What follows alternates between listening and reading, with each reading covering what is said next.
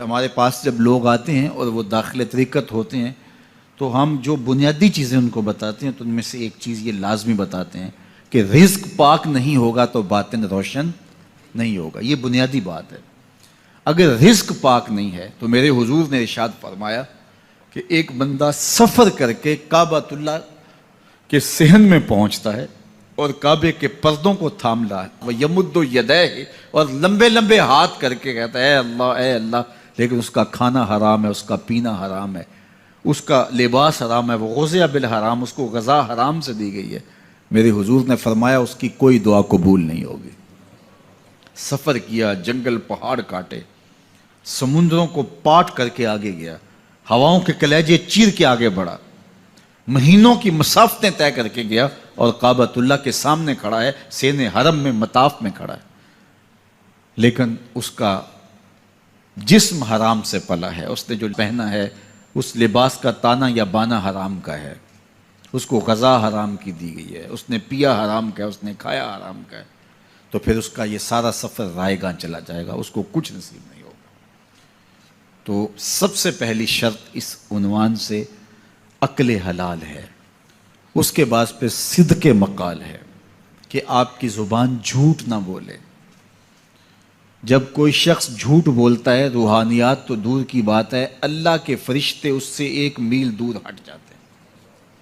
جب کوئی شخص جھوٹ بولتا ہے تو حدیث پاک میں آتا ہے اس کے منہ سے ایک خاص قسم کی بدبو نکلتی ہے، اس بدبو کو ہم نہیں سونگھ پاتے لیکن فرشتے سونگھ لیتے ہیں، چونکہ فرشتے انتہائی حساس مخلوق ہے، اور وہ جھوٹ کی وجہ سے نکلنے والی بدبو کو سونگھتے ہیں۔ اللہ نے حضرت امام اعظم امام ابو حنیفہ رضی اللہ تعالیٰ عنہ کو یہ بصیرت عطا کی تھی اور یہ باطنی نظر بخشی تھی کہ جب کوئی شخص وضو کرتا تھا تو اس کے وضو کے پانی سے پہچان لیتے تھے کہ یہ کس گناہ کا مجرم ہے۔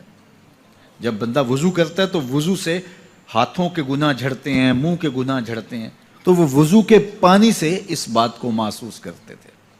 اللہ نے ان کو وہ بصیرت عطا کی تھی، لیکن انہوں نے اللہ کی بارگاہ میں عرض کی مالک مجھ سے یہ چیز چھین لے، یہ چیز مجھے نہیں چاہیے۔ لوگوں کے بارے میں جو ہے وہ ایسا گمان پھر پیدا ہوتا ہے۔ تو فرشتوں کو اللہ نے وہ حساس جو ہے وہ پاکیزہ وجود دیا، اور ان کی حس ایسی ہے کہ وہ بدبو جو انسان بولتا ہے اور لفظوں سے جو اثرات نکلتے ہیں وہ محسوس کرتے ہیں۔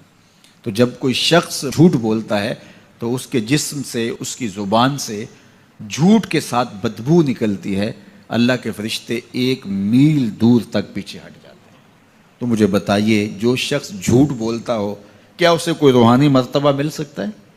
یہ سوچا بھی نہیں جا سکتا، یہ امکانات سے ہی نہیں ہے۔ اللہ کے محبوب علیہ السلام سے پوچھا گیا کہ حضور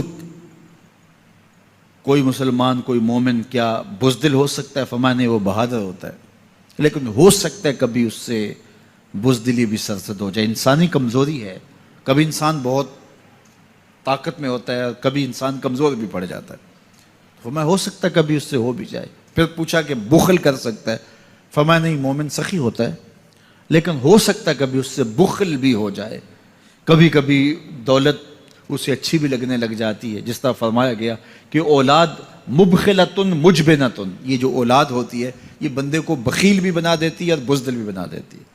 جب اولاد نہیں ہوتی تو بندہ سخی بھی ہوتا ہے اور بندہ جو ہے وہ مشکل حالات میں بھی کود جاتا ہے، لیکن جب اولاد ہوتی ہے تو پھر مشکل حالات میں کودنے سے پہلے سوچتا ہے میرے بچے ہیں یتیم ہو جائیں گے، اس کو یہ خیال آتا ہے، پہلے ایسے مال لٹاتا ہے لیکن اولاد ہو جائے تو پھر وہ اولاد کا سوچتا ہے کہ ان کے لیے کچھ میں جمع کر لوں۔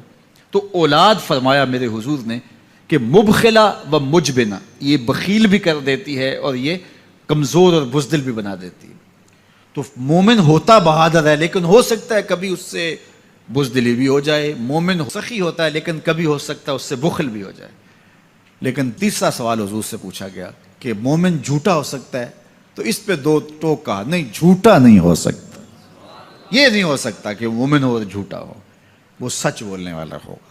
تو عقل حلال اور صدق مقال، یہ 2 خوبیاں جو ہیں یہ اہل اللہ کا طرائے امتیاز ہے، اور یہ مجھے اور آپ کو اختیار کرنی چاہیے۔